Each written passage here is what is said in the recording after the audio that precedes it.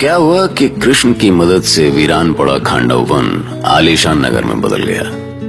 ऊंचे ऊंचे भवनों, बाग बगीचों, चौड़ी सड़कों और उनके किनारे कतार में सजे पेड़ों वाले इस नगर को कृष्ण ने इंद्रप्रस्थ नाम दिया और युधिष्ठिर को इंद्रप्रस्थ का महाराज घोषित किया।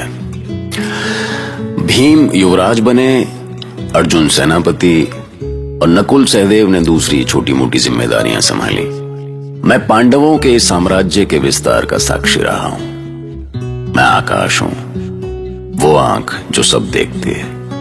मैंने देखा है कि इसी दौरान बलराम और भीम एक दूसरे के करीब आए और भीम ने बलराम को अपना गुरु बना लिया।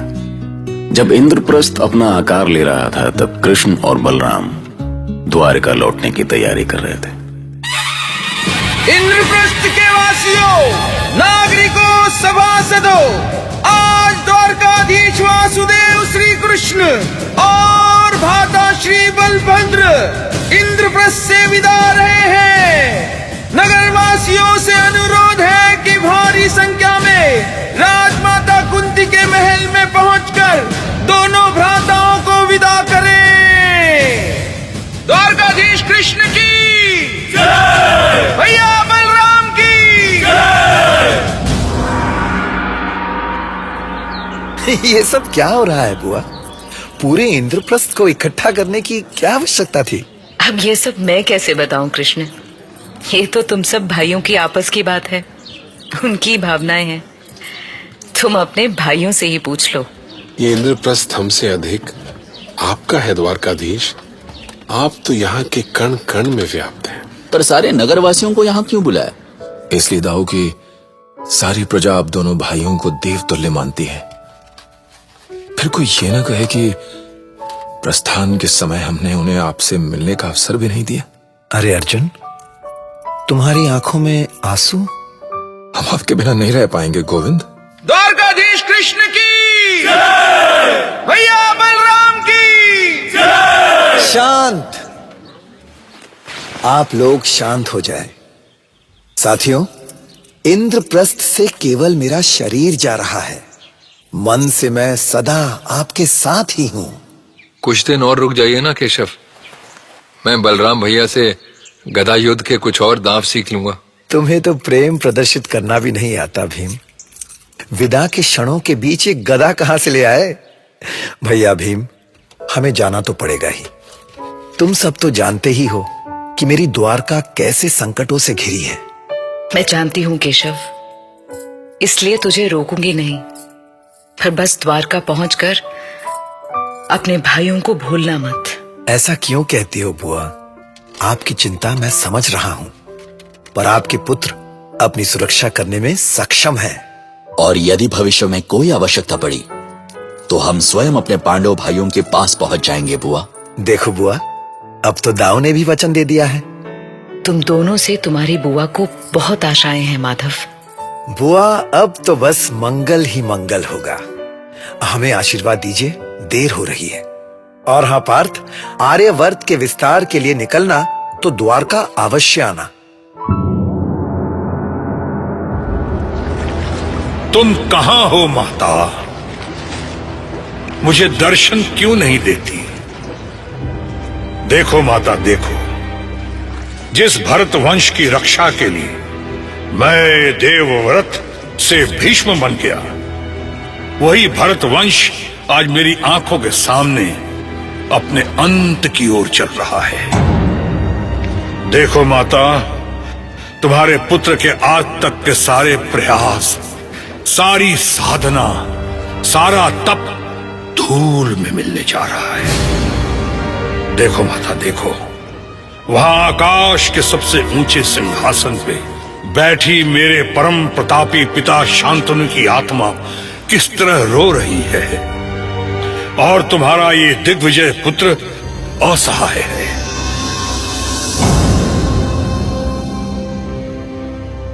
कोई कुछ बोलता क्यों नहीं?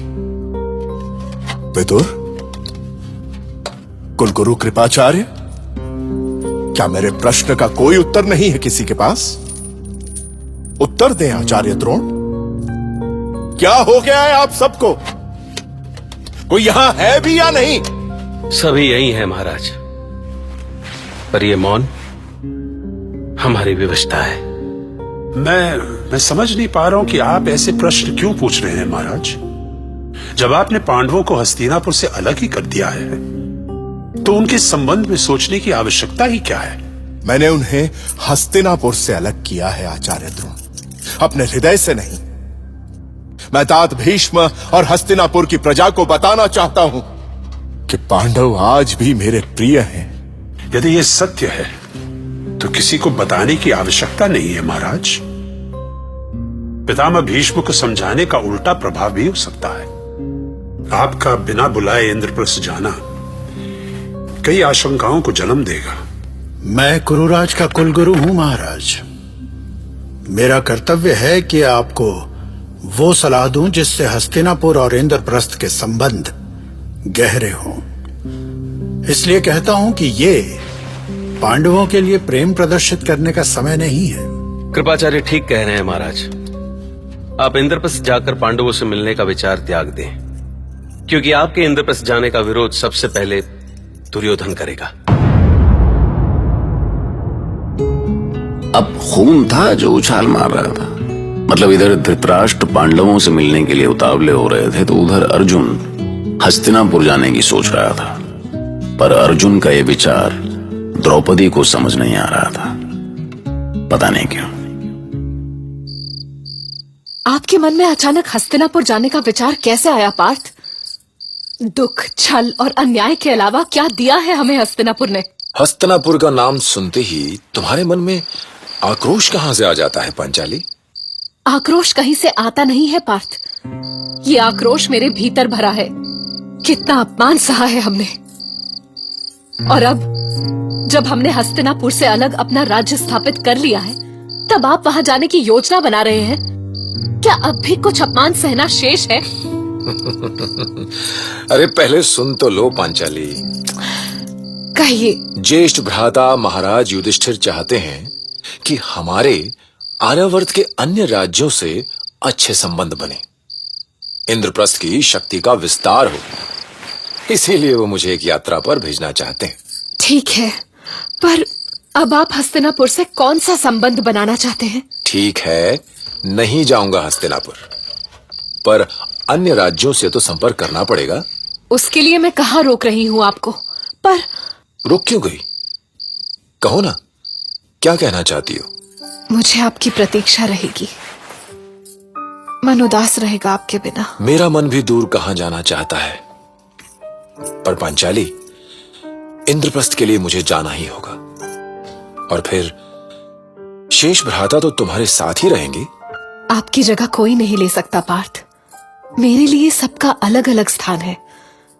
ज्येष्ठ धर्म की सीमाओं में बंधे रहते हैं। भीम इतने सीधे और सरल हृदय के हैं कि प्रेम का अर्थ ही नहीं समझते। नकुल और सहदेव ऐसे संकोची हैं कि वो आज भी मुझसे खुलकर बात नहीं कर पाते। आप पांचों हथेली की 5 उंगलियों के जैसे हैं। फिर तुम ही बताओ, मैं क्या करूं? आप अपने इस महान लक्ष्य को प्राप्त कीजिए। मैं आपके लिए ईश्वर से प्रार्थना करूंगी। द्वारकाधीश कृष्ण की, दाऊ बलराम की। शांत शांत शांत। उद्धव, पहले ये बताओ कि हमारी द्वारका कैसी है? जैसी छोड़ गए वैसी ही है गोविंद, पर संकटों ने अभी भी हमारा पीछा नहीं छोड़ा है। कैसा संकट? तुम इतने भयभीत क्यों लग रहे हो? सब ठीक तो है ना उद्धव? होगा क्या दाऊ? उद्धव को लगता होगा कि कहीं हमें द्वारका भी ना छोड़ना पड़े। नहीं गोविंद, आपके होते हुए मैं ऐसा कभी नहीं सोच सकता, पर जरासंध अभी भी हमें ढूंढ रहा है। आपकी अनुपस्थिति में हम सब बहुत डरे हुए थे। डर तो मुझे भी लगता है उद्धव। डरने की क्या बात है कृष्ण? वो जरासंध एक बार मेरे सामने पड़ जाए तो मैं अकेले ही उसका वध कर दूं। नहीं दाऊ, उसे कोई चुनौती देने की आवश्यकता नहीं है। पहले ही हमने उसके जमाई कंस का अंत करके उसे बहुत बड़ी चुनौती दे दी है। उसे हम पर क्रोधित होने का पूरा अधिकार है। ये कैसा अधिकार है? वो अत्याचार करता रहे और हम सहन करते रहे? जाने दीजिए दाऊ, अभी उसका समय है, कभी हमारा समय भी आएगा। इसमें शीघ्रता क्या है? तुम्हारी यात्रा मंगलमय हो पुत्र। जहां भी जाना धर्म की रक्षा करना अर्जुन, ईश्वर की कृपा बनी रहेगी। मैं धर्मराज का अनुज हूं भैया, कभी अपना धर्म नहीं भूल सकता। मुझे आशीर्वाद दे।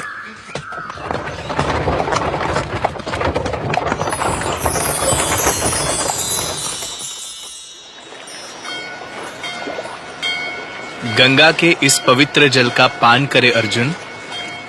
यहाँ से गंगा मैदानों में प्रवेश करती है। यहीं पर महादेव शिव ने गंगा को लोक कल्याण के लिए अपनी जटाओं में धारण किया था। पुरोहित जी, ये भूमि जितनी पावन है उतनी ही सुंदर भी। मैं कुछ देर तक जलधारा में खड़ा होकर देवी गंगा के प्रेम और ममता का अनुभव करना चाहता हूं। दिन रात युद्ध अभ्यास में डूबे रहने वाले अर्जुन को बहुत दिनों बाद शांति का अनुभव हुआ। गंगा की धारा में उसकी आंखें अपने आप बंद हो गईं। दरअसल केवल अर्जुन को ही नहीं, पांचों पांडवों को जीवन के बिल्कुल नए नए अनुभव होने लगे। शायद ये कृष्ण की प्रेरणा का असर रहा हो सकता है। वैसे क्या कभी आपने ऐसा महसूस किया है कि कोई शक्ति है जो आने वाले खास समय से पहले ही उसके आने का इशारा करने लगती है? हाँ? नहीं? सुनते रहिए महाभारत।